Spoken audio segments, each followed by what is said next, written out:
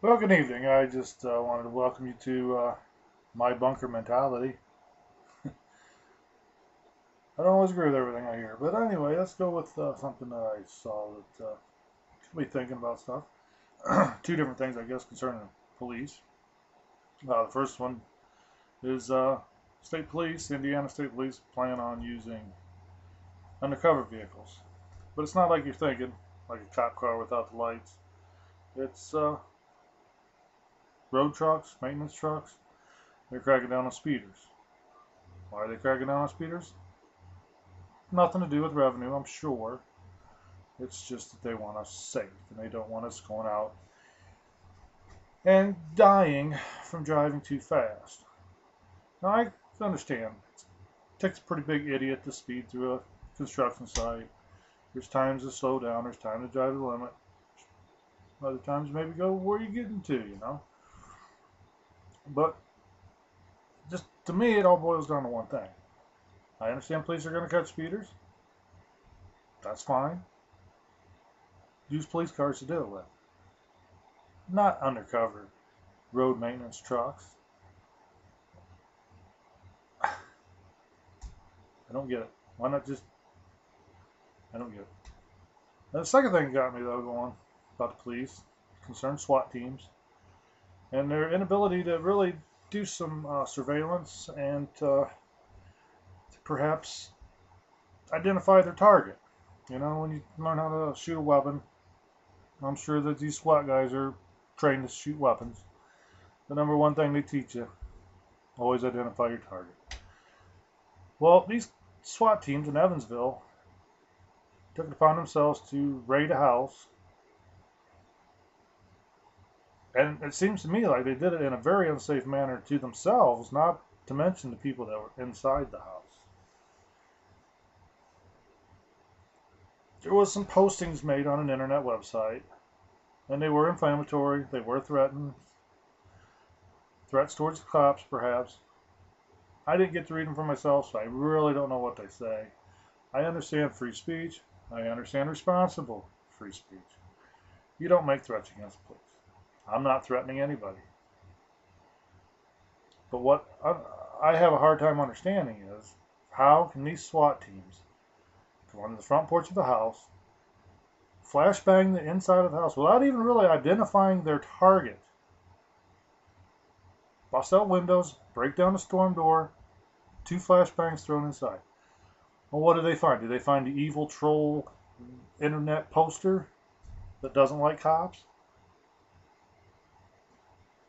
No. They found an 18-year-old girl. She was surfing the web, watching TV, and I believe she was in their house with their grandmother. The other lady was like 60 years old.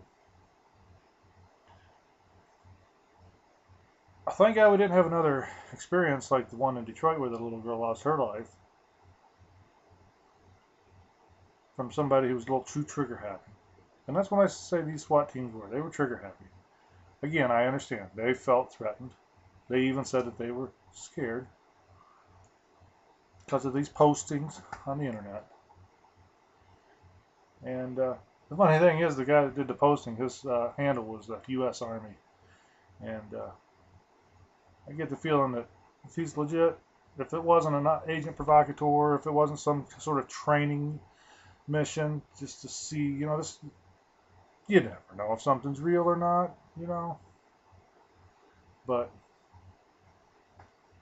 the guy that made the postings may be a service member who came back and is awake now to what our government has become. The militarization of the police departments through federal grants, and this whole us against them mentality that the police have now. They put their uniforms on. When I ask you out there, how many of you live in a community where the police were always before dressed in blue uniforms, maybe blue cars, white cars, things like that, that have switched to black uniforms? Even in my little town of about 1,000 people, black uniforms. I understand they want to try to be intimidating and they want to do their job to the best of their ability. But I can think of a couple other famous groups of people that wore the black uniforms, and I'm not one to just throw around the whole Nazi Germany thing, but the the SS, the Gestapo, all those guys really were fond of their black uniforms. And to me, it just seems like black is an oppressive color, and that's what our police have become. They've become oppressive. So I really think that in this instance, they should have identified their target, knew that they were going to be able to go in and take out the person. It seems to me like with all this cyber warfare and all this monitoring of the internet, that they could have just watched out for the guy. But it kind of turns out that the house had an unsecure network, and it appears that somebody posted onto that network who had no permission to be on that website. But I guess finally the point that I really would like to make the most on this whole issue is not that they got the wrong house, not that they flashbang, throw in a flashbang grenade inside a window. They didn't identify their target.